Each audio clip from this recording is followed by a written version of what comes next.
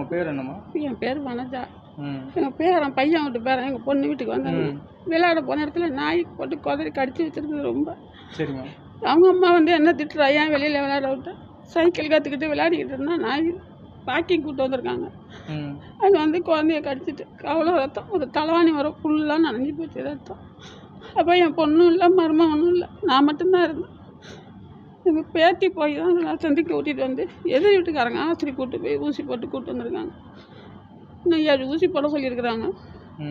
பயப்பட வேணான்னு சொல்கிறாங்க. நாய்க்காரங்களை போய் சத்தம் போடுறது, அவங்க நான் நாய்க்கு ஊசியெல்லாம் போட்டுட்டோம்மா பயப்படாதீங்கிறாங்க. நான் இவன் வழியில் வேதனையில் தவிக்கிறேன்.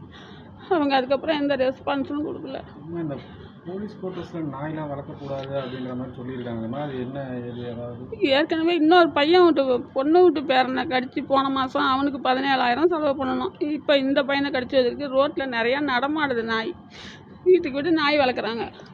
பயமாக இருக்குது.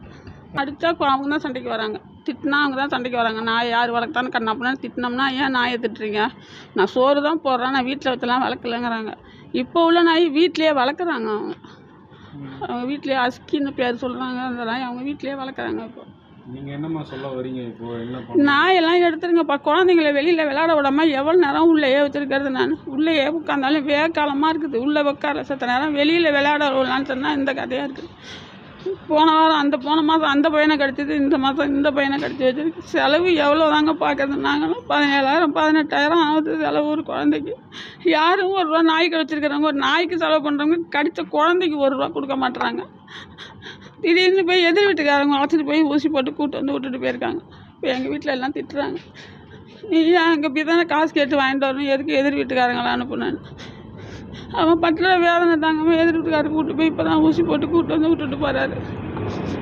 தயவு செஞ்சு நாய் எல்லாம் இப்படியா பிடிச்சிருக்காங்க. பயமாக இருக்குது எனக்கே. நானே கால் முடியாத நடந்து ஒரு கடைக்கு போக முடியல. நாயெல்லாம் விரட்டுது. மூளைக்கு மேலே நாய் வேற குட்டி போட்டு வச்சுருக்கேன். டெய்லி செத்து பிழைக்கணும். நாய் இருந்தால் பசங்களையும் கடைக்கு அனுப்ப முடியல. நான் தான் போகிறேன், நானே நொண்டிட்டு போகிறேன். நாய் விரட்டினா என்னால் ஓடக்கூட முடியாது.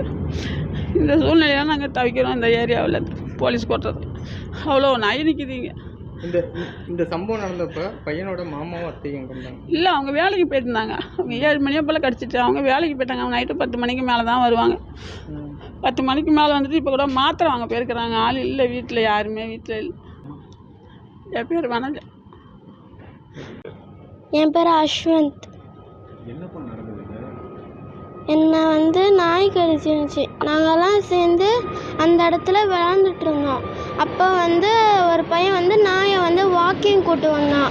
நாங்கள் அந்த இடத்துல தான் ஒளிஞ்சிட்டு இருக்கும் போது அந்த பையன் வந்து எங்களை வந்து எங்கள் பக்கத்தில் கூட்டு வந்தோன்னே பக்கத்தில் இந்த பையன் ஓடினதுக்கப்புறம் தான் நான் திரும்பி பார்த்து அங்கே நாய் எதனா ஓடுறதுக்குள்ளே கீழே கல் தடுக்கி விழுந்து கையை கடிச்சிருச்சு ஃபுல்லாக. என்ன மாதிரி நாய்மா அது? அது வந்து அஸ்கி நாய். அது இதுக்கு முன்னாடி எதனா கடிச்சிருக்கா அது? இல்லை, இதுக்கு முன்னாடிலாம் என்ன கடிச்சது இல்லை, நிறைய பேரை கடிச்சிருக்கு. நீங்கள் என்ன படிக்கிறீங்க? எங்கேருந்து நீங்கள் வந்தீங்க? நான் வேளச்சேரிலேருந்து வரேன். நான் வந்து இப்போ தான் 5வது போகிறேன். யார் வீட்டுக்கு வந்தீங்க? நான் வந்து எங்கள் அத்தை வீட்டுக்கு லீவுனால வந்திருக்கேன். ஹாஸ்பிட்டல் போனியா? போயிட்டு வந்துட்டேன். டாக்டர் என்ன சொன்னாங்க? டாக்டர் வந்து நாய்க்கெலாம் வந்து மருந்து போட்டாச்சு. ஸோ அந்த நாய்க்கு வந்து விஷம்லாம் எதுவும் இல்லை, நீங்கள் வந்து பயப்பட வேணாம், டெய்லியும் வந்து ஊசி போட்டால் மட்டும் போதும்னு சொல்லி விட்டுட்டாங்க. எத்தனை நாள் ஊசி போட சொல்லியிருக்காங்க? இன்னும் கொஞ்ச நாளுக்கு போட்டால் போதும்னாங்க.